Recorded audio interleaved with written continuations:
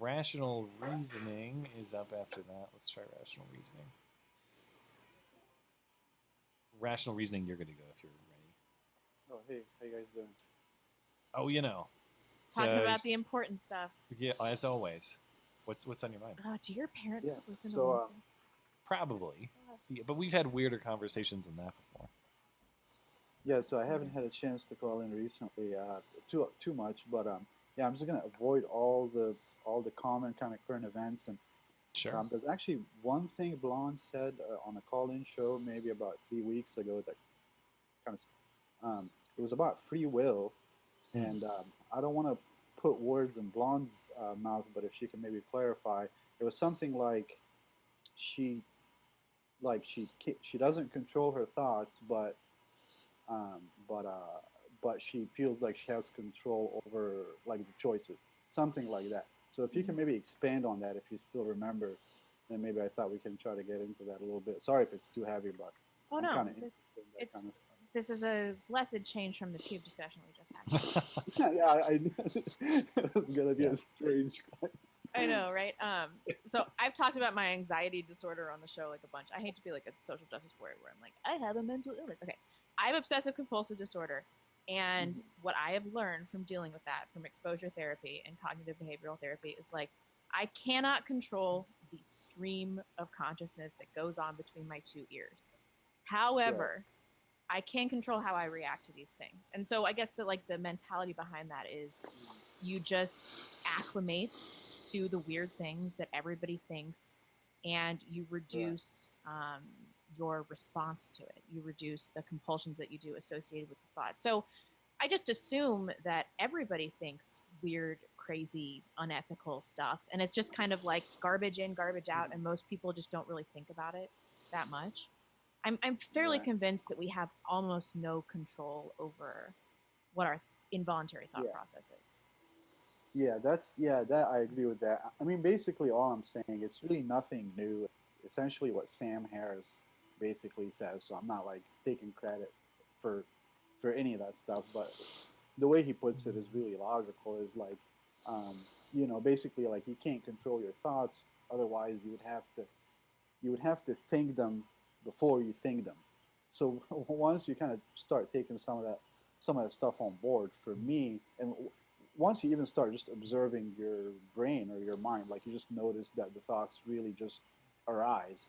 So there's that kind of part of it where you kind of really feel that there's no control. But then I also feel like you do have like control, like a control over what you choose to do.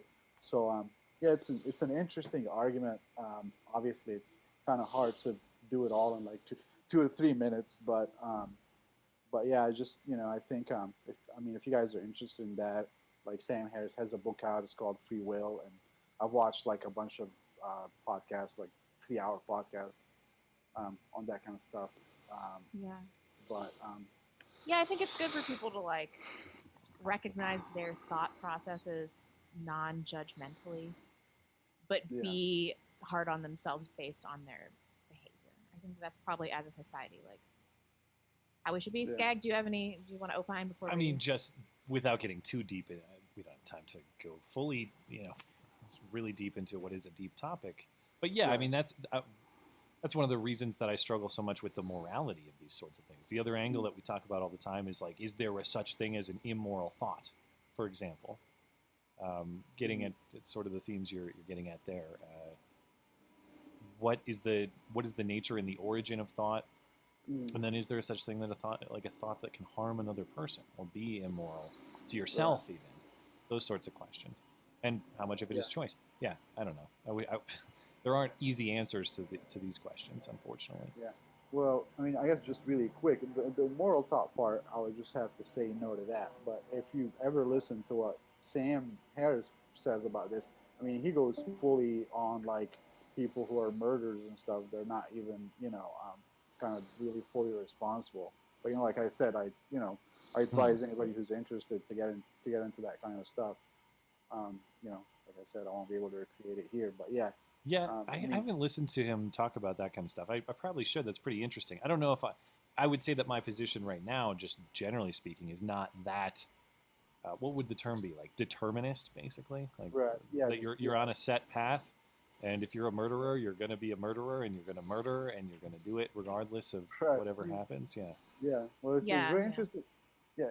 I mean, I guess just really quick. So the one example he gives is a serial murderer who's like well known, who went before they killed him, like with the death penalty or whatever. He was like, "Yeah, check my brain," and then it's like he had a tumor and stuff, and then it's like that kind of makes you think, well, he's not responsible, blah blah. And then Sam basically says there's like an analog of a tumor that's kind of like your life circumstances and that kind of stuff. All right. But, well, thank you, yeah. man.